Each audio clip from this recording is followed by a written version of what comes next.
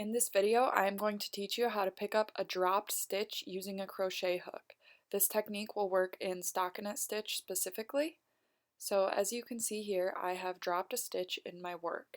If you see the loop and then you have the ladders between it, you can tell if you count the ladders that I have dropped 4 stitches, and then the loop at the bottom is the stitch that we will work with. Using a crochet hook the size of your needles or smaller, you will insert it into that first loop. It might be tricky at first because it's a little tight. Yarn over or wrap around one of the first ladders and pull it through that loop. You have picked up your first stitch. Yarn over through the first ladder and pull through the loop.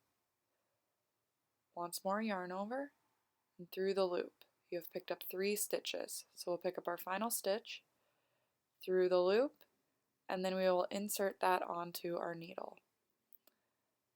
So you have now picked up all of your stitches, and you can tell that it looks nice and even once more.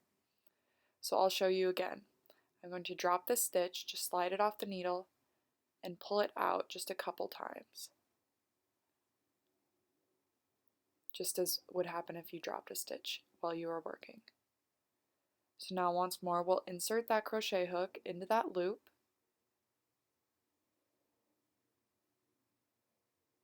Yarn over around the first ladder and pull through. Yarn over around the next ladder and pull through.